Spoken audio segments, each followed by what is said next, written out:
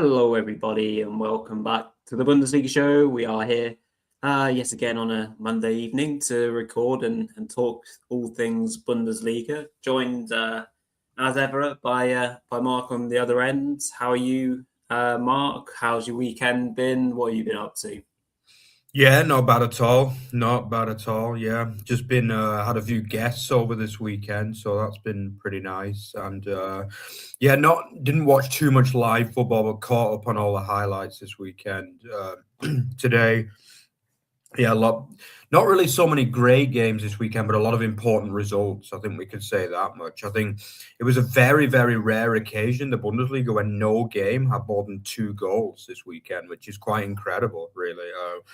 I'd be willing to bet that that's the first time that's happened, maybe ever since we've done the show, because I think it's the first time it's ever happened. Yeah. yeah, I think it is. I mean, there's normally always, there's always at least two or three games that are like goal fests in the Bundesliga, but obviously this weekend not that way. But there was still a lot of important results, no less than for your VfB Stuttgart, Rory, as well. But both ends of the table. But yeah, definitely looking forward to this Q&A today to fill the gap, really.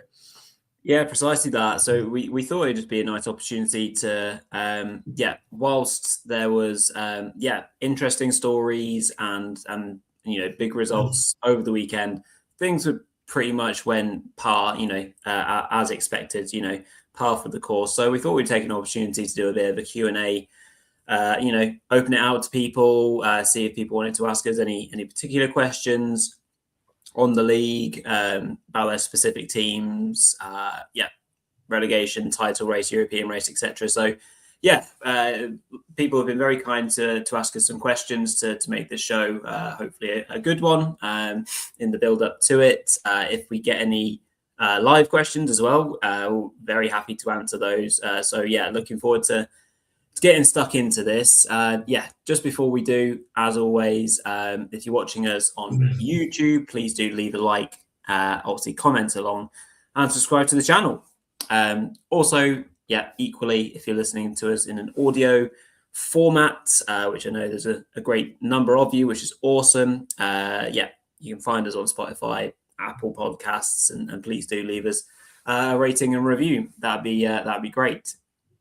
So on with the show. We've got some questions to get stuck into. We'll try and theme it a little bit where possible, and I know some people have asked similar questions as well, so we'll try and tie up as neatly as possible. We'll try and get through all the questions. It's been quite a lot, which is again class. So we've got a great show lined up, and again, thank you to everyone who's put them in so far. We'll do our best to make sure that everyone has a couple of questions answered at the very least. Straight off the bat, nice easy one to get started, Mark. We're going to go for this one, which is for a league-wide question, which is still very important for Gladbach. Who do we think ends up 16th to 18th, which is submitted by friends of the show from Boston Gladbach. Obviously, so from a BMG point of view, very interesting. And of course, our very own fantasy legend Runa was also asking us along similar lines. So I've got my answers already written down. Mark, who is your 18th to 16th right now?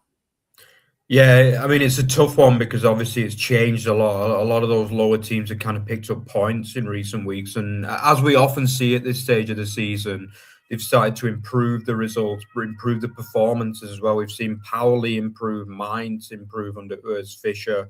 Even Bremen obviously got a couple of wins on the board as well before this weekend's loss to Mainz. Probably the one team that haven't really picked up, aside from Heidenheim, who are pretty cut adrift now, is Wolfsburg, really. But even they showed glimpses against Hoffenheim in Hecking's first game. So it's definitely an interesting question. For me, I think we can lock in Heidenheim at 18th, to be honest with you. I think, I mean, they weren't bad against Frankfurt this week, but they've just lost any kind of attacking impetus that they ever had, really, this season, haven't they? They're not creating anywhere near enough to get points in games, and they're starting to lose on quite a consistent basis, unfortunately for them now. So they're going to be 18th. 17th, I had to think long and hard about this, but I'm a believer in sticking with my gut instinct. And before the season started, I did go with Heidenheim and Pauli as the automatic relegation. I'm actually going to stick with Pauli, unfortunately. We've sung the praises a lot on this show in recent weeks, but I saw some of the game against Gladbach and I thought it was a toothless performance, to be honest with you. And once again, they've gone the last 2 games and not scored. And to be honest, even the games that they won, we talked about it in detail, Rory. I mean, they were massively outperforming their XG in those games, and I just don't think they got the goals in the team. So I'm going to go for them to finish 17th. Then third from bottom, I'm also going to stick with my initial instinct from the very beginning of the season, actually. This one might be a shock for some people, but I'm going with Köln, actually, to get the that was my initial bottom 3 at the beginning of the year, and I think it could come to fruition. Even though Köln played better against Hamburg at the weekend, they ultimately couldn't get, yet another game without a win for them. It just doesn't seem like they win very often at all, to be honest with you. And Wolfsburg, I've been saying it the whole season, and to an extent it is, unfortunately, I would say, because I think quite a few Bundesliga fans would be quite happy to see them drop, with all due respect to the VfL fans. But I do think they will get it going. That the first performance showed enough in there to stay up. They've got a few winnable fixtures as well, particularly at home. So I can see, and actually they play Pauli the last match of the season as well, and I can see that being a 6-pointer and winning it and just about getting safe on the last day potentially. But yeah, that's going to be my bottom 3. What do you think, Rory? Yeah, 18th Heidenheim, sadly. Yeah, locking in that.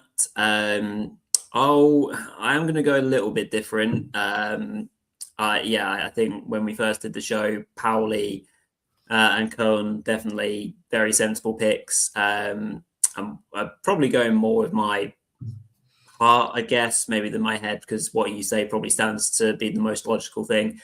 But looking at that last game of the season, Pauli out of the Millantor against Wolfsburg, if it's got something riding on it, I see Pauli winning. And I think they might relegate Wolfsburg. So that is something that could be so tasty and such a big thing. So I'll say, I could be very wrong, and I've only seen a little bit of the Wolfsburg performance from the weekend, obviously under Hecking. But I'm going to go Wolfsburg to get relegated. Amazingly, could be completely wrong, but we'll go with that. 16th place, I will go. Again, I'm just going to go a bit different, just to be different. I think Werder is still in big trouble, and I think they might still have to battle it out with a slighter team for the privilege of staying in the league. Another loss of the weekend against, obviously, a relegation rival in Mainz. They've had some big performances the last 2 weeks, but not overly sure whether that was papering over certain cracks, and you still need, the likes of Schmidt and Steg to perform big style. So that's my thoughts. Mark, I think there's a comment that you might need to help us with a bit of translation here. Yeah, I mean, it's a pretty strange comment, to be honest with you. Like, I love 9 pipes, and okay, Lichten, yeah, okay, I don't light, and I have my Glockenspiel. Okay, yeah, fair enough. Okay, yeah, I mean, I'm not quite too sure on that one, but it's a pretty interesting comment regardless. If it was a form of a question, then we'd love it. But well, fair play. You've got your Glockenspiel. I hope you're enjoying the show with it. Right, moving on. That was a good question to get started. I quite like this one next, so we'll put this on screen. This one is from Ballon, obviously, absolute legend. Obviously, who tunes into the show. Let me just get this up right now. Here we go. So Ballon asked on X, what is your biggest unpopular opinion about the Bundesliga right now? Which I think is an interesting one. I've got mine noted down. Mark, do you have anything off the bat with this one? Anything unpopular that you currently think, that you have an opinion of in the Bundesliga? I think the one that came to my mind actually was the one that I think we had on one of the hot takes. Was it last week or the week before? That I think that Kwasniok of Köln is the most overrated manager in the league because he seems to be absolutely loved within the Bundesrepublik. To be honest with you, and he seems to be very popular amongst a lot of German, especially here in Germany. A lot of people just seem to love the guy, you know. But I've just not really seen why he's rated so highly a lot of the time. Aside from the fact that he's got that cool shirt and runs along the touchline like a kind of Stefan Baumgart 2.0. I've just not seen it at times this season, tactically or in terms of personnel choices. So I'd say that would be my most unpopular opinion. Yeah, the fact that Kwasniok of Köln is the most overrated manager in the Bundesliga. Okie doke. Yeah, it's a good one. Mine is that my opinion is that Bayern don't actually have to play that well to win the league most seasons, and that the bigger clubs, in inverted commas, whoever you deem that to be, the likes of Dortmund and Leipzig, and maybe you are excluding maybe Leverkusen from the 2 years previous, just underperformed constantly. I just feel that, in seasons gone by, Bayern have not had to try overly hard. And, we talk about some of their performances and the way they blow teams away and get big leads. For me, sometimes that is a byproduct of other teams not being up to it. Something that we might come to in a little while is, why are Leipzig with no Champions League or other commitments not performing? Week on week on week. Dortmund now are out of it as well. So yeah, that's my unpopular opinion, but I think that was quite a good question. So thank you for that one, Balam. We'll move on then to another question. Bit more of a topical one from the weekend just gone. So we'll get this one up on screen as well. Sorry, super unprepared as per. Here we go. So this was from JP Football on X. So thank you for this one. What do we think of the Luis Diaz red card with the ref admitting fault at the weekend, but the Bayern appeal to have the red card overturned has been rejected today by the DFB Sports Court, Mark? What do we think about this one? Obviously, the second player to be sent off, the second Bayern player to be sent off in the match, the Nico Jackson one was spot on. It was a horrible tackle. We're completely fine with that being a red card. What do you reckon to all of this? Yeah, I mean, obviously it was a big game for referees with Leverkusen getting those 2 goals disallowed as well in the extra time. I mean, it was one of them where you're just wondering how Leverkusen didn't come away with the 3 there, really. But yeah, I think it's one of them. I think German referees can be awfully I know the Germans are kind of known for that honest culture and direct speaking, but I mean, they do come out very early and kind of, sometimes admit fault. And now all of a sudden that's been overruled by the DFB. So it doesn't look good. I mean, for me, it probably was harsh. I'll be honest with you. I'm not convinced that it was right. I think me and you, Rory, we always kind of tend on the side that a lot of decisions are harsh these days, don't we? I mean, maybe by the letter of the law, it was correct. But in my eyes, it was... it wasn't necessary to send him off. What do you think, Rory? Do you think it was a correct decision? Or? So I think, when you're looking back on it, it's a mistake to give a yellow card for a dive, because I think factually Diaz has, he doesn't have to take contact, but he also is like evading contact. So I think the natural thing is it's kind of like to roll out the way. So I don't think it's a dive. But what I do like is the fact that a referee decided to give a decision based on the fact that he thought it was a dive. So, one of the worst things that you see in football is the constant diving, trying to win penalties in that sense. So if the referee thought that, I'm glad that he backed himself in that sense. I think what is probably less unsurprising is the fact that it got rejected at the sports court, because I presume that, the DFB will want to back their officials and take a strong stance in that regard, I guess. Like you said, it's a bit of a mistake of the referee to admit faults, but also it's a nice honesty thing as well. At the end of the day, whether Bayern won or drew or lost, it wasn't going to necessarily be the biggest news, I guess, given the state of play in the title race. I guess it was a big thing for Leverkusen to try and get points in the race for European football as well. But yeah, I think it was an interesting one. But on review, shouldn't have been a yellow for a dive for me. That's my thinking. No, interesting one as well.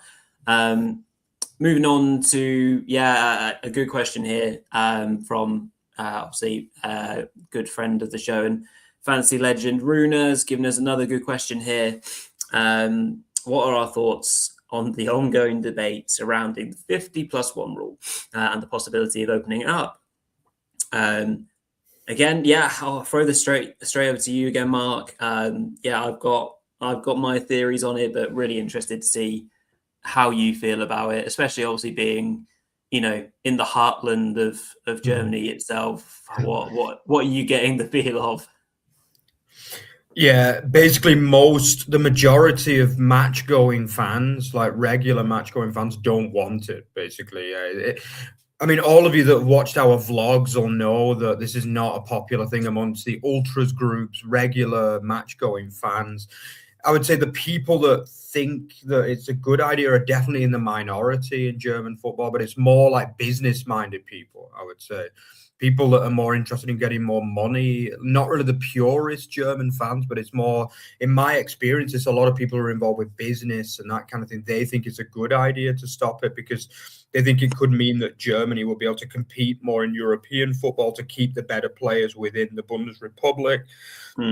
But to be honest, as a fan of one of the absolute most diehard 50+1 clubs, FC Nuremberg, I have to say that I want it to stay overall, because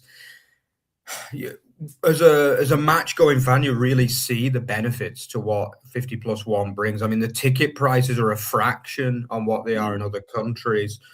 I've been watching some of Rise Football Paradise videos recently. He's been doing a lot of ground hopping. He says that even in countries like Spain, I think he also went to, where was the other one he went? Italy. They're countries which are like, you would say, poorer countries than Germany, I guess, whereas the tickets are like 2-3 times more expensive overall. So you do see the benefits of it. Also, the connection that the clubs have with the fans is just second to none. And a lot of that is because of 50+1. Let's not forget that, what is 50+1? It means that literally the fans have the majority share of the club, and this is very unique. It's not only Germany that does this. I believe also France has it. And I think some clubs in North European countries do it. Like, I think Sweden has it as well. So it's kind of a myth that only Germany has 50+1, but it's definitely the heartland of 50+1. You know what I mean? And for me, getting rid of it would take away a lot from German football. It would turn away some fans potentially. It could kind of lead to the end of that kind of partisan, almost old school feel that German match days have, with the protest, the very political vibe of German football. And first of all, I really still don't see it being passed, to be honest with you. We've seen so many times, every 2 or 3 years, this topic comes up.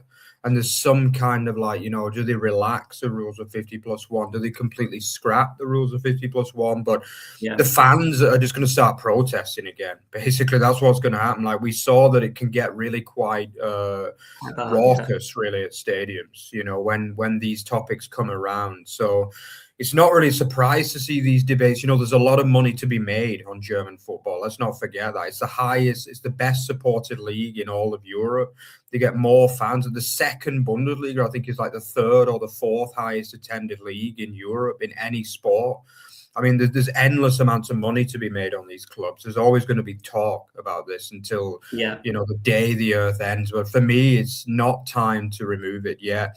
I do see some I think there are arguments on the other side, but for me, not enough to scrap it, because from the match day experience, it's a huge part of it in my eyes. Yeah. No, I thought that would be your opinion, and I think that's entirely, in the mainstream of what a lot of people will be thinking. Those match going fans, particularly. Yeah, like you say, as soon as the question comes up again in a serious element around the grounds, games just won't happen. Games won't complete. We've seen the way that protests can happen with those ultra groups. They hold so much power, Yeah. which is obviously a good thing, but can be a bad thing, I guess, in other contexts. But yeah, no, I agree. I think for me, like you said, I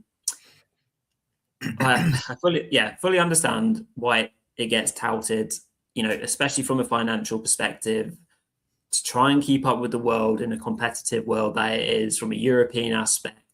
Um, you know, Getting teams to finals, semi-finals, cup finals across Europe, attracting and keeping the best players, of course, is a huge thing. Financially, I guess if you open things up away from 50+1, it maybe presents the opportunity to a Dortmund, to a Leipzig, and whoever else to be more competitive with Bayern constantly. But again, like I've just said, that's more of a criticism I have of those clubs rather than anything else. So no, I'm very much I see the benefits are outweighed too much in favor of keeping 50+1. It can be a killer not to have it, and the essence of 50+1, you feel like feels like it was born and just is German football. So I feel that there's no sense in not having it as a unique selling. Like you say, other kind of countries do in a certain element, but it's a uniqueness, I feel, to the German game. So very much would be against it right now. But yeah, interesting question from Runa there. Thank you. I think another point, just to add one other little point on it, I think also it's the sustainability as well. Like you make a good point about the finance and the potential revenue generation, but actually English clubs are absolutely not sustainable. Like most of these clubs are losing like hundreds of millions every year. You know what I mean? Like, and imagine like Ted Bowley pulls the money out of Chelsea, or like these clubs are going to go absolutely kaput within a matter of days. You know what I mean? These clubs literally survive on the billions of these rich guys, basically. And one day maybe football won't be that attractive to these guys, and they might not want to put the money into it anymore. So German clubs then will be the ones that are laughing, because they say, okay, we're still sustainable, basically. So that's another point as well, I think. Yeah, great point for sure. Lovely stuff. A couple of live questions and comments. Let's come to these, and then we'll move back to some other ones. From Truth Lover Lies 1820, is SPVGG Unterhaching the greatest name in football? Yes or yes? Well, it's a great name, isn't it? I'm not even sure what division they're in, to be honest, at the moment. But it's a great name. Mark, do you know what part of Germany Unterhaching is? Yeah, we've been there. Peter and I have been there to Unterhaching. They're in Munich. They're actually, a lot of people don't know, it's Munich's lesser known third club. Obviously, Bayern 1860, and then Spielvereinigung Unterhaching is the third club. Yeah, and they've got the best anthem, the best hymn, as they say in German. In the, I think Peter and I have sung it a few times. That E-Mog hacking, it's like they literally sing it in the Munich dialect in German, and Peter just couldn't get over how funny it was, really, when he was at the stadium. So, and the whole experience was just hilarious. There, we went around the Oktoberfest time, and they were playing like the worst Blasmusik I've ever heard in my life. Like it's almost like they got the guy who couldn't get a gig at Oktoberfest to play outside the stadium, and I think he was playing "Is This the Way to Amarillo?" and it was blooming terrible. It really was awful. Check out the vlog for that one, buddy. I mean, that was the funniest match day we ever did. It was raining like crazy the entire match. We thought it was going to get postponed. And the game kicked off and it finished 0-0. It was probably the worst live match we ever saw. But definitely, yeah, and it's a great name as well. It really is. And the whole club is just niche to the absolute core. By the way, what league are they in? They're currently in the Bayern Regionalliga. They were, when we watched them, they were in the Dritte Liga, the third league, but now they got relegated that season into the Bayern Regionalliga. I guess they're quite a big club for that level, so I guess they'll be not far of getting promoted this season, I would imagine. Yeah, we'll have to double check, won't we? Yeah, good question. Thank you for that one. Left-footed coming in with a question here. Good to see you tuning in. Union Berlin slated last year to begin building a new stadium. I've heard nothing since. Have you heard anything at all?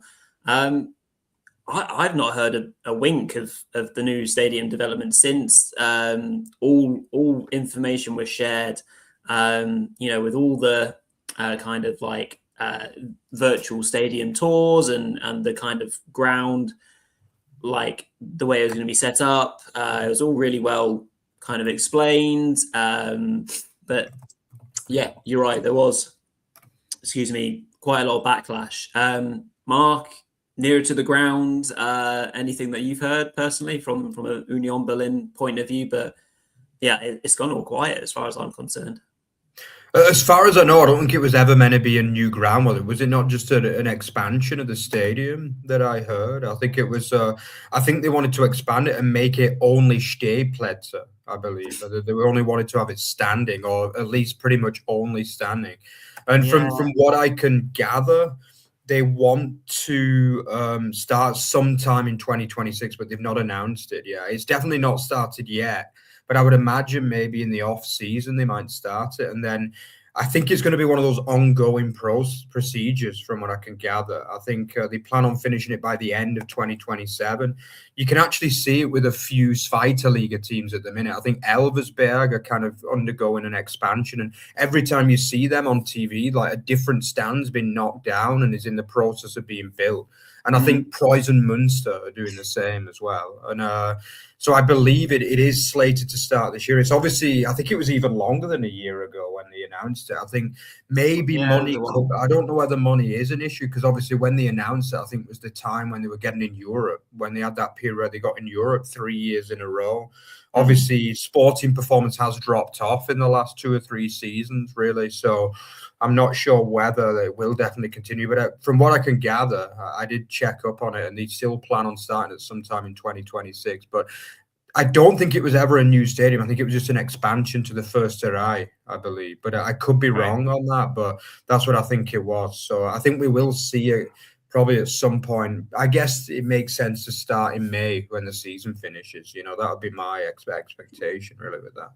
We will, we'll have to check that out. I vividly remember reading about it, but as one's memory does fade, whether, like you say, as a new actual stadium or the grounds, I specifically remember development around the grounds, the fan experience, which was mentioned as well, and a lot of that sort of stuff. So, interesting question there. Thank you, Left-Footed. Also there from Truth Lover Lies, Bayern will 100% win the UCL this season. Certainly in a very good spot too, aren't they? The way that things are lining up. Although obviously rumours of them maybe having to play a 16-year-old in the second leg due to their injury, goalkeeper crisis. But more on that a bit later maybe. So some good questions there. We'll change the tone or change the direction here slightly with a new question here from Cam. Again, good friend of the show. He's asked us, who do you think are the biggest sleeping giants in German football? That's a really good question, Mark. Yeah, I mean, you've got to look at the Zweite Liga, to be honest, because there's a list of them, basically. I mean, for me, I'm a little bit biased, and maybe Cam, knowing that I'm a Nuremberg fan, maybe he was looking towards me. I mean, Nuremberg have now been in the Zweite Liga for basically like 7-8 seasons in a row. They've not really ever looked like getting out of it since then. So a lot of people would say Nuremberg. I mean, This is a team that's 9-time German champions, which Nuremberg fans love to sing the song. Four-time DFB Pokal champions as well. Yeah. But obviously the last Bundesliga title, I think, was in the mid-60s. And the last Pokal was actually against your boys, Rory. It was much more recently in 2007, the 3-2 win, which Nuremberg fans still talk about like it was yesterday. I'm pretty sure like all of the city was in the Olympiastadion on that day, because I've heard at least 20 people recite their experience of that day to me since I've been here. But yeah, I mean, I would say Nuremberg is one of them. It's an extremely historic club. You know, obviously, so many Nuremberg players in Germany's first ever World Cup championship. Famously, Max Morlock, who the stadium is now named after, he scored one of the goals in the Miracle of Bern, as it was known, when they beat Hungary in '54, I believe it was. Then also, I think, but there are other teams. I mean, Hertha BSC, you've got to be looking at them too. But I think because they've been in the Bundesliga more recently, you can't really say them. And also Schalke the same. Obviously, Schalke are in the Zweite Liga, but what made me pick Nuremberg was the fact that they've been in for so long. They've been out of the Bundesliga, you know. I think other honourable mentions you could even give to some of the East clubs as well. The likes of Dynamo Dresden. I mean, their support is just absolutely insane. Kaiserslautern. I mean, Peter would disagree with me on Nuremberg. He'd definitely say Kaiserslautern. I mean, that is a cult club, you know, 45,000 every week in the Dritte League, in the second league. Amazing support all over the country, and the fans really just live.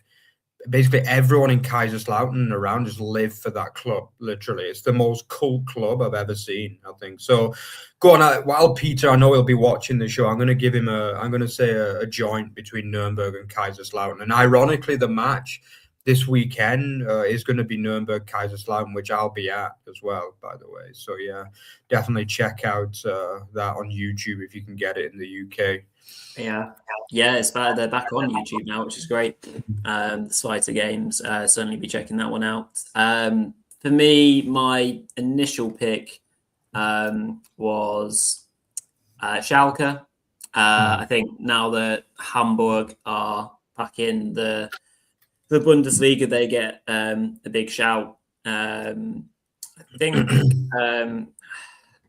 you kind of covered the slides quite well there. If there, teams in the Bundesliga now, if we're talking about sleeping giants, therefore the definition is that they should be, competing for titles on a regular basis. I think you have to look at someone like Stuttgart, who are now, more consistently back and around that kind of area. I think Frankfurt as well should be a club that are more regularly competing with the setup that they have, their location, fan bases, resources, etc. So I think there's some honourable shouts as well from me. Apologies if my voice and my sniffing gets in the way of everyone. Again, full of cold, which is just a full absolute delight. Moving on to another question here. We'll try and do some more fun ones now, and then we'll go back to the more serious stuff in a sec.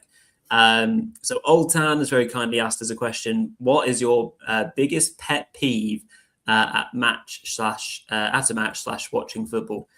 From a watching football perspective, my biggest pet peeve is when you're onto a reset, goal kick, free kick, whatever it might be, throw in, and they cut to a replay of a half chance that just happened, and they replay it 10 times over. And then when you get back to the live game, the other team has gone down the other end of the pitch and scored against you. Like, how has that happened? We literally had the ball. So that is my hugest pet peeve. I absolutely hate that from a viewing perspective. From a what was my written down other one? Where have I gone? And then watching, the time wasting and play acting this, in this day and age, from a football perspective, is just horrible to watch. It's just so childlike, isn't it? Any others to add, Mark? I think from a technical football perspective, it's when teams just mindlessly play out from the back for no reason. for me, because obviously as a regular, most of the football I watch live is Nuremberg. So I'll be honest, some Zweite players just don't have the technical ability to like consistently play out from the back, and you do see mistakes.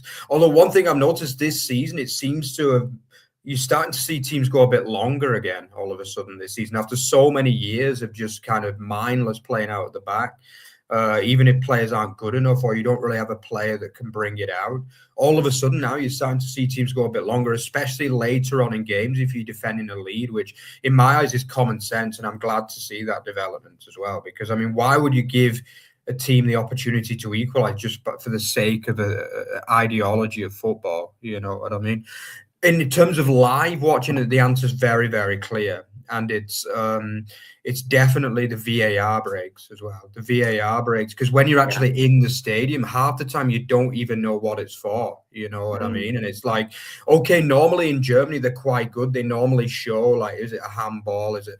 But the fans just get in Germany. Normally they put the video assist Abschaffen signs up, like, you know, abandon VAR, and so the fans just hate it in Germany. They really do. They start whistling, and even if it's for their own team, that's the crazy thing. Even if it's a check for their own team, they still put up banners saying like dissolve VAR. They're whistling and shouting at the ref. And then a little kind of novelty one as well from going to the matches is when people come to the game late and they want you to stand up. And that is something that Peter and I obviously really get annoyed with. That you just settle down into the game. You know, you got your choreo, you've got your you know, your pyro maybe going off at the start of the game, and next thing some guy comes in late and wants everyone in the row to stand up, and that's just it's just one of those things that really grinds your gears. You know what I mean? It's just like, get to the game at least 10-15 minutes early, especially in Germany when there's so much entertainment. There's no excuse in my eyes. No, I agree. That's like every sporting event, isn't it? People that just expect you to stand up and get out their way when they're late. Yeah, good question. Thank you, Oltan, for that one. Just wanted to pick up on a couple of comments as well live here.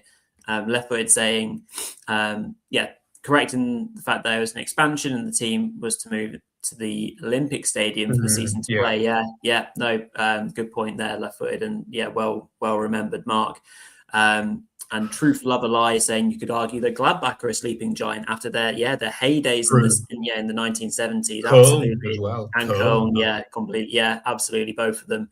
A long time ago, but both teams were huge back then, and both fan bases will be desperate for those times to return. Lovely stuff. Let's do another couple quick ones here. Another one from Oltan Mark is, what's one stadium or club that you're dying to see in your lifetime? I guess that doesn't have to be Bundesliga, but we'll go Bundesliga first, shall we? Or German first, there's a few. Fortunately, I've been to over 20 grounds in Germany. And a lot of the ones that I wanted to, the likes of 1860 was one that I'd always wanted to do and ticked off. Frankfurt was one that was always on my list. Obviously, Stuttgart, your boys as well, Rory, was just a hell of an experience too. But other ones that I want to do, I've got probably more mainstream ones. So obviously the Yellow Wall in Dortmund. You know, I've seen Dortmund away 3 times, and the fans are always awesome. But I've never, as of yet, got over to the Signal Iduna Park. That would probably be the absolute bucket list one. But there are also a few smaller, kind of more niche ones as well. And one of them would be Dynamo Dresden. Actually, I mean, every time I see the fans are they're the world's biggest unsuccessful club as far as I'm concerned. Like they literally took this season, was it 20,000 to Berlin to watch the game? I mean, and the fans don't just sit there at a game. I mean, they're absolutely active as well. They're always like, there's pyro, there's choreo, they're jumping up and down. I mean, I would like to go over there and see them. I'm actually going to be seeing them for the first time live at Nuremberg in a month or so, and I'm really excited for that, to see their away fans, but I'd also love to see them at home as well, because that stadium is just packed every single week. It doesn't matter what division they're in. I think even if they're in the Regional League, they'd have 32,000 in that stadium every week. And I think it's just awesome. Another one would probably be like Duisburg, these kind of smaller, more niche ones I'd like to see. What about you, Rory? Are there any that stick out for you that you'd like? Obviously, I think the main one is obvious, really, for you. Yeah, the obvious one for me, and yeah, you took my other two that I noted down in the yellow wall, Signal Iduna Park or Dresden. Yeah, looks spectacular for me. Yeah, that'd be great fun. So let's move on to some other questions. These are going to be a bit more themed on certain teams. Had to do this for good, yeah, regular viewer of the show, Boston Gladbach. Two things they wanted to ask from a club point of view is, firstly, will Tim Kleindienst step on the field for Gladbach again? Haven't heard much, if anything, about his progress with injury. I don't think there's been anything of major note since December, January, when it was noted that he's struggling again with a minor knock. So I don't know what's happening with him now, Mark. Whether it's obviously because they sorted out his future, or at least temporarily, because they got him to sign the new contract. Obviously, there's a lot of, Kleindienst will have been thinking heavily about the World Cup as well and his future in regards to the German national team. Are they just holding him back? It's a tricky one because, obviously Gladbach are involved in a relegation race, strictly speaking. Obviously, they had a great win on Friday night, but they're still in it. If they go down, does Kleindienst's future then turn around? And they've obviously got insurance that they'll get a big payout. I don't think that will happen because I don't think Gladbach go down. But yeah, it's strange that we haven't seen him or heard much of an update, isn't it? Yeah, it is. I did a bit of research into this one after receiving the question. It is a sad story, really. I mean, obviously, from what I can gather, he made about 6 minutes of appearances back in late November, early December. But it was to say it was a minimal comeback, to say the least, really. And then over the Christmas break, he picked up another setback, as you said, Rory, over the break. And they said it was just a short one, but it seems as though, we're now, 8 games from the end of the season. It's possible they might just leave him out for the rest of the year now and just say, okay, fresh start next year. Obviously, for his basically he's got no chance of getting in the World Cup squad anyway. And unless somehow he comes back in the last 4 games and scores 3 hat-tricks, I think that's the only way he gets in the squad, which is such a pity because I think he would have been a shoo-in for the squad if he'd have stayed fit this season, to be honest with you. Voltemade hasn't really done that well in the Premier League. Undav, I think, is a shoe-in as well after his performances, especially the last in 2026. But, you would have thought Kleindienst would have been in there, especially after Füllkrug's had problems as well recently, hasn't he? So, yeah, I think it's a pity for him. My prediction would be that we won't see him until August now, I think. I think what German teams tend to do is that they just say, look, it's not worth risking him again after the failed comeback initially. And I think that's going to be it. An interesting, funny side note about Kleindienst is that I was watching the darts because I think a few of you know that I'm a big darts fan as well. I watched the German coverage of Ali Pali, and Kleindienst was there in the commentary box, weirdly enough. Yeah, he was actually there. He's also supposedly a massive darts fan as well, and they actually put him in the commentary box for the German TV as well, which was quite funny as well. But yeah, he was explaining that he's a big darts fan, like he's met a few of the big darts players. But I think they asked him at the time about his comeback as well on that. I think at the time he said, it's in the it shouldn't be too long. But obviously he's had a lot of setbacks, and I just hope he can recover to be the player that he was, because obviously he's been a great player for a number of years in the Bundesliga now, and we all want to see him back to his best because he is such a good player. Yeah, agreed. And then another one to cover was around Rocco Wright, obviously asking at the time whether the deal would be done and made official. We've seen that is indeed the case. Obviously not a devastating blow in the sense that Wright has been central to Gladbach for a few seasons now. He's been at the club for ages, like 16, 17 years, since he was basically a little wee nipper. He showed leadership qualities in the absence of Klein Deans. He knows the club. He's all about the club. So it's a gutting thing from a Gladbach point of view.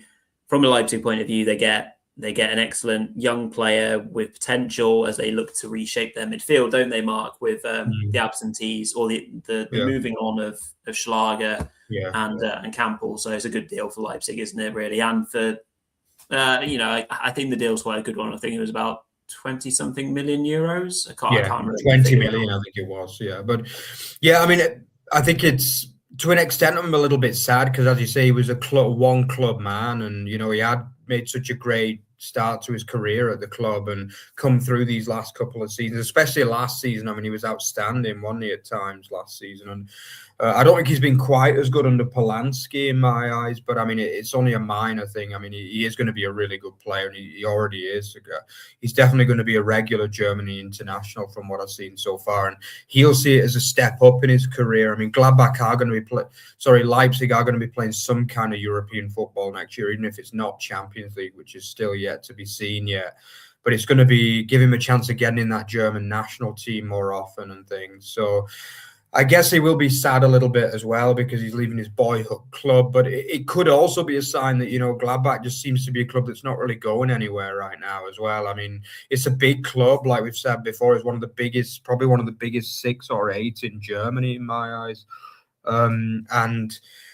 It's just not a club that's in a good place right now. They've not really got a clear structure. The management team is in a bad way. But I think for Reitz, it's definitely a good move ultimately, sporting wise. I think it's a good club, regardless of what people say about Leipzig. It's a well-run club.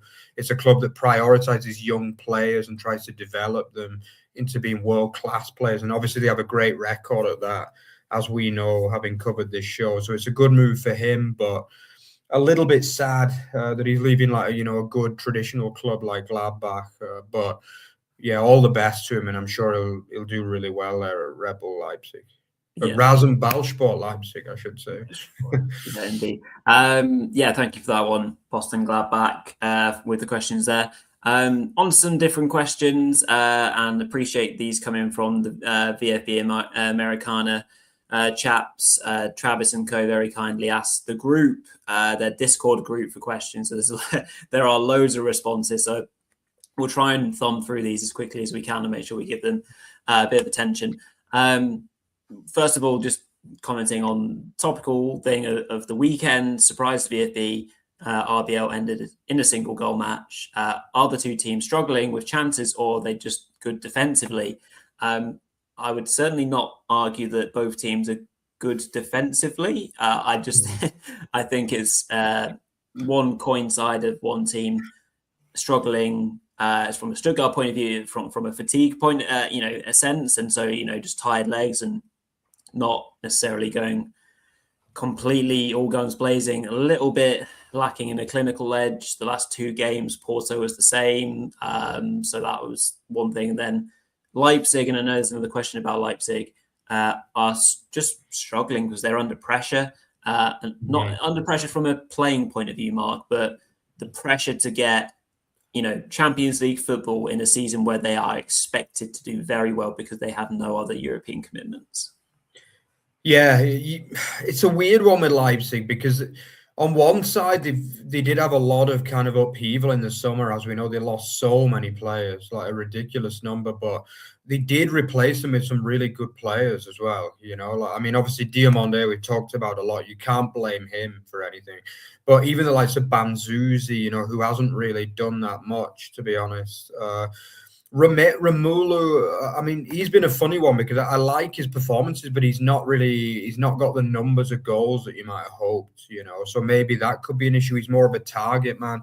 I think Nusa is a real problem though, because he can't finish to save his life. He looks like being such a good player when he gets the ball, but his finishing is desperately poor at times. It feels as though he misses like 2 or 3 easy chances every game, doesn't it, with him? I think, I don't think it's anything too much to worry. Definitely for Stuttgart, it was a great win.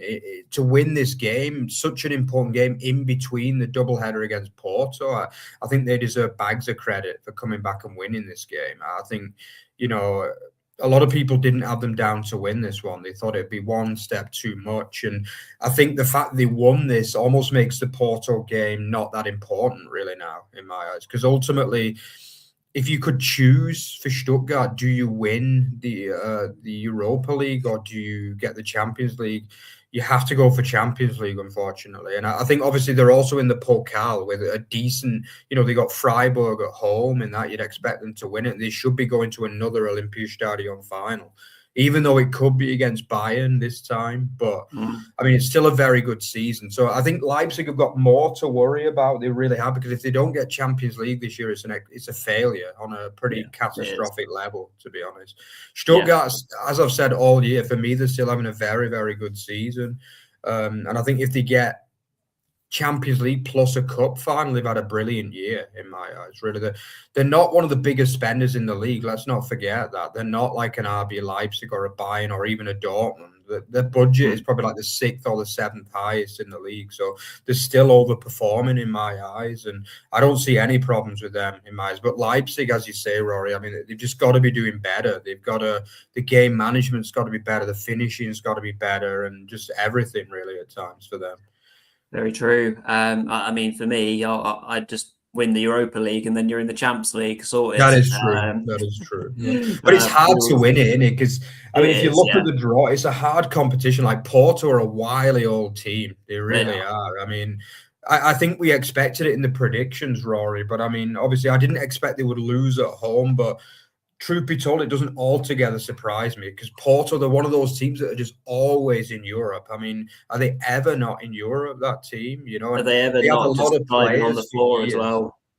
Yeah, they do. Well, we all know. I was trying to be a bit more politically correct there, but I mean, I've criticised teams from the south of Europe before for that. I think most famously Roma, when we did that double header against Leverkusen, and they, in my eyes, just basically dove the way to the final that year. Yeah, and you can imagine Porto are going to be ready to do similar, and it's going to be hard now for Stuttgart to get through that tie, but. For me, they're still learning, Rory, and everyone.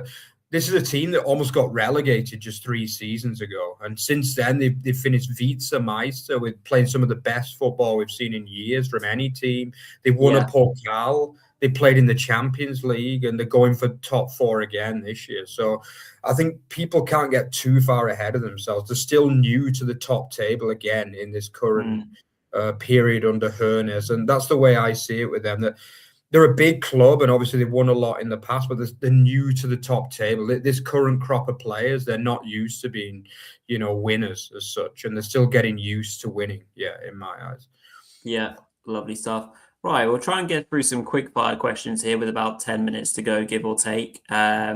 So, like this question, again on Stuttgart, El Canus has been a fire plug for this team, but Ramon Hendricks has really come on of late. You can only pick one. Who's the bigger impact?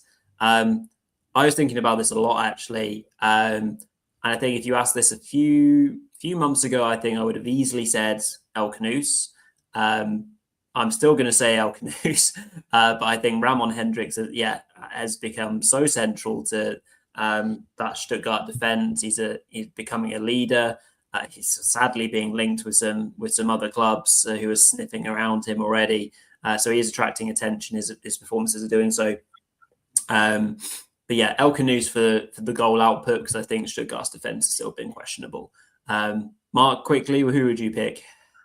Yeah, Canus, if you're talking about like a kind of bigger impact player, it's got to be Canus, But let's not forget he's only on loan, and they've got not really a cat in hell's chance of keeping him on a permanent, I don't think. So I'm going to go. Hendricks has been awesome, to be honest. I've got to say, like, he's been the unsung hero of the season. I think if you're talking about most improved player in the entire league this season, he's definitely in with it. He's been class, really. He's been both defensively and going forward at times. He's got some really good assists in there too. So I think he deserves bags of credit for what he's done. But as always with the Bundesliga, as soon as a player puts in a good run of form, they're linked away, unfortunately. So Yeah, fingers let's crossed. just hope they can keep him in this case. Yeah, agreed. How's another question VFB related, because I wanted to get through some of these because there were so many questions. How surprising is it that will it be when Denise Undav, Maxi Mittelstadt, Angelo Stiller, and Jamie Leveling are all left out of the German national team? Seems to be trending in that direction. I mean, for me, just quickly, I can't see how Nagelsmann leaves out Undav. Yeah. The other three I'm worried about from a VFB point of view in terms of their representation. I just think, and there's another question on Mittelstadt and why has he had less minutes and is he dropping off? I think Mittelstadt has, he's only been on an upward trend for the last few years, but he's struggling now to find, I think, just to keep to that level and the consistency it takes. I think he's under a great deal of pressure to try and make the squad. Stiller, the competition for places for him is tricky. Same for Leveling with, those wide players from a German point of view and, the seemingly talent that is out there. Mark, anything to add on that one just before we move on?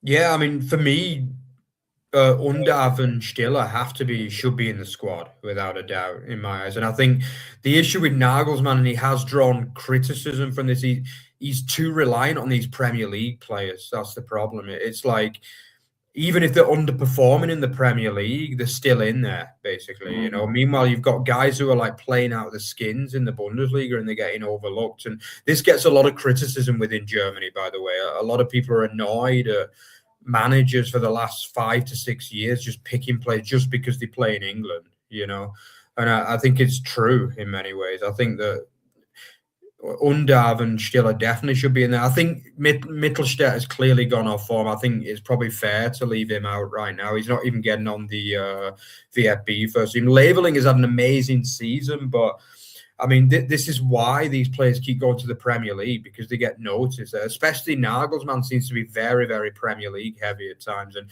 there's no doubt Kai Havertz will be back in there again, despite not really playing much for Arsenal. And it can be, and Germans are really not that happy about this, by the way, either. They're annoyed. They're also annoyed at players always wanting to go to the Premier League, even though there's not been many success stories in recent years. Most of them would prefer players to go to bigger clubs in Germany and stay within the kind of traditional German tactical environment. But players just, obviously the current trend of German players is to go to the Premier League, isn't it? So, yeah. So that is a big kind of hot topic really at the minute. I would like to see at least a couple of those players in there, but with Nagelsmann, I'm not sure right now. He does seem to be favouring players in the Premier League, in my eyes. Yeah, agreed. One last one on Stuttgart would be, I think you've already half touched on it, Mark. What does Sebastian Hoeneß have to do to get VfB to be able to perform against teams like Porto or even teams like Mainz, who want to play defensive and dirty? Stuttgart's record against such teams is abysmal. Yeah, I guess, like you say, there's a learning to be done, especially from a European perspective, I guess. Learnings to be done to be playing twice a week regularly, squad depth, the rest of it. Learning how to manage situations like the way that they started against Porto. You can't do that, even in a two-legged game, start so slow. So it's a mental thing as well, I guess. Yeah, VFB's record in Europe hasn't been great overall. True, I mean, they've lost to a lot of teams they should have beaten in Europe, both in the Champions League last season, which we know about, and also this year. I mean, they lost to what was it, Basel? They lost the second leg against Celtic. I mean, okay, I know the tie was pretty much over, but they should be beating teams like that ultimately. But it's a learning curve. The problem is the refereeing styles are different in Europe. You don't know where the ref's going to be from. German referees tend to be some of the tougher refs overall. They tend to let a lot more go, whereas some of these other refs are going to be pandering to Porto's tactics and things, Yeah. And we all know as Bundesliga fans and also Premier League fans that they're probably the two toughest leagues ultimately physically, and we do get frustrated, but that's European football. I mean, every tackle's a yellow card as well. That's another thing. So you've got to be really careful that you're not getting players sent off, because literally every foul is a booking in Europe, as far as I'm concerned. Yeah, it needs experience, but also the other thing, possible criticism of Hoeneß is a kind of nice guy a bit as well. He comes across as a nice guy, and also a lot of the VFB players are kind of likable characters. So I think maybe they do need a kind of bad boy in the team a little bit to fire them up. And I don't really see who is that bad boy, because I mean it's probably supposed to be Karatsor or Stiller, but they're not really those kind of players, are they? To be honest. They're good players, but they're not like really dirty players. So maybe you need that in Europe a little bit, a kind of proper dirty scrapper, like probably Porto probably have 5 or 6 of them in their team. And that's the problem, really. Yeah, at least. Yeah, 100%. Thank you for those questions from the VFB Americana community in Discord. Thank you, chaps. Really appreciate those questions. Lovely stuff. And we pray that we do the job against Porto on Thursday, and really look forward to that. And all the Bundesliga teams, of course. Quick fire questions here. One from Runa, of course. Who's your favourite Dane currently playing in the Bundesliga? From a just pure love, it has to be Ericsson for me. Just everything about the player, the comeback, the class. In terms of the best right now, for me, someone like Jens Steg. Mark? Yeah, it'd be Jens Steg for me. Yeah, I do like him as a player. I just think the way he gets forward and scores all those goals for what is a struggling team, ultimately, I think the last 18 months to 2 years, he's been superb in my eyes. And also, I love a player that's just improved so much, and I think he was last season's most improved player for me. And I think he's gone on to have another solid season this year, and I think he deserves a lot of credit as well, in my eyes. Yeah, lovely stuff. Right, couple of questions from Ballum, and then we'll be drawing things to a close. I'll just put them on screen here, which is perfect. Thank you, Ballum. Do you think Volkswagen, okay, Wolfsburg, will be relegated from the Bundesliga this season? Will they be missed by Bundesliga German fans? Mark B. They won't be relegated, as we mentioned earlier in the show. They won't be relegated for me anyway. Will they be missed? Surprise! I mean, Wolfsburg are not as hated as Hoffenheim or Leipzig. Hoffenheim and Leipzig definitely get the brunt of the hate, because from what I know is that Wolfsburg were founded before Volkswagen took over the club. So the club VfL Wolfsburg actually existed before that. So they're not liked. And also the crowds get a lot of criticism. Their crowds have been the worst in the Bundesliga for years now. I mean, they can't even come close to selling out that 30,000 seater stadium. So they get criticism for that. But will they be missed? I'm going to say no. A lot of people would rather they got relegated rather than St. Pauli or Köln, for example, or Werder. But they won't get relegated for me. I think they'll just about scrape survival. Indeed. Ballum also saying we miss Justin, our viewer from Australia. We miss him too. Will Rory ever go to? Yeah, he will when his life is less absolutely bonkers. Rory has been to Germany, but not sadly to absorb any football. Regrettably, what else have we got here?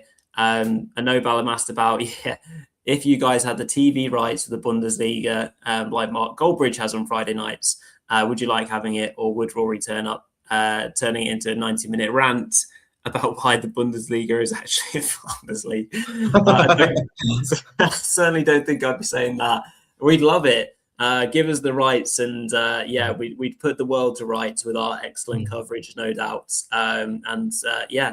It'd be a right laugh. I'm sure we'd have a great time and do it better than everyone. Thank you for those, Ballum. He put, how would you do as a goalkeeper in the Bundesliga for Bayern, who already win the league this year? Well, it sounds like they were almost at the point of playing a 16-year-old. So I'm sure, said person would have done absolutely fine. But I think Mark and I may do a slightly worse job than everyone else in there. So yeah, appreciate those questions, Ballum. A nice way to kind of draw us to a close almost here. Truth Lover Lie saying, if any of your footy stat nerds like me, I recommend a book called The Fuzzball Book by Dave Wagarin. Includes an intro and German league tables from the first Bundesliga season in 1963-64 to the early 90s. So there you go, everyone. Go check that one out. And then I think Cam asked you, Mark, whether you'd like, where's it gone, a Wigan pie or a schnitzel? Yeah, that's a good one. I know Cam always likes to tease me about the Wigan pies and things, but I mean, yeah, once a Wiganer, always a Wiganer. I guess I've got to choose the Wigan pie. But I mean, actually, my favorite, I do love a schnitzel. I actually had one on Great. Saturday evening, really good schnitzel in a good German restaurant in Nuremberg. But in Nuremberg, the local cuisine is something called Schäufele. Actually, I don't know if you've ever tried it. It's like a pork shoulder. Effect. The Germans just love pork. They literally anything with pork on it they eat basically. And the Schäufele is the local dish of Nuremberg. Actually, Schnitzel is more like generally Germany, I believe, or even Vienna. I think the Austrians love a Schnitzel, the Wiener Schnitzel. But yeah, my kind of adopted local cuisine is Schäufele, yeah, which is ironically for any golf fans. There's also a golfer called Schäufele as well, which is kind of quite funny. I always found it quite weird. I mean, how that name came about, but it's spelled exactly the same as well. A pork shoulder dish in Germany. So yeah, there you go. But Wigan pie always, even though the pies are getting a little bit worse nowadays. I mean, like with everything, they're trying to like lower the quality and raise the price, which is getting a lot of criticism from Wiganers. Let's just say that much. Yeah, lovely stuff. Then just very quickly, I want to do the live, the comment from Left Footed about ultras, and then want to end on Oltan's one. So we got, I'm going to throw this one to you, Mark. Who have the most chaotic fans / ultras? Could be one from Hansa Rostock, Dresden. The tifos that we've seen recently from the Sliter have been unreal. Who would you pick? Yeah, it's getting better and better. The ultra scene is only getting better, really. Within even the time I've been going to Bundesliga matches, this season has just been insane. At Nuremberg, they've had some brilliant ones in recent times, but the absolutely best ultras that I can remember. I have seen the Hansa Rostock both at Nuremberg and at Ingolstadt, and they are brilliant fans, by the way, Hansa. I mean, Rostock is like miles away from anywhere in Germany. It's right up on right in the very northeast, like on the border with Poland, pretty much. And yet they take unbelievably high numbers of followers. So I think it's a fair shout, Left-Footed.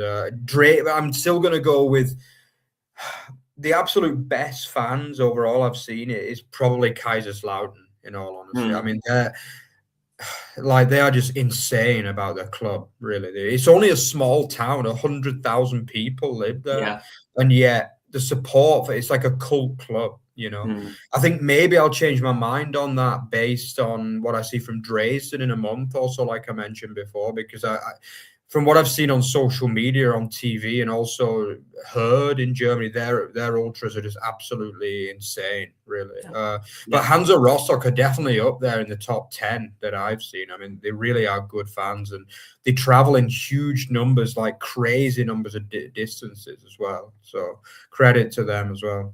Yeah, agreed. And then very last one for the evening. I know it's been a longer show, but we've had so many great questions, and it's been so fun to do something a bit different. I think this is the perfect question for us to finish on, and thank you to Oltan for asking us this one. I'll pop it on screen. Why should people get into German football? Where do we start? Hey, Mark, I mean, the list is endless. Why don't you just quickly share your thoughts for everyone? The fans, the community, the fact that you can drink beer in the stadium, the brilliant local food that you can get everywhere.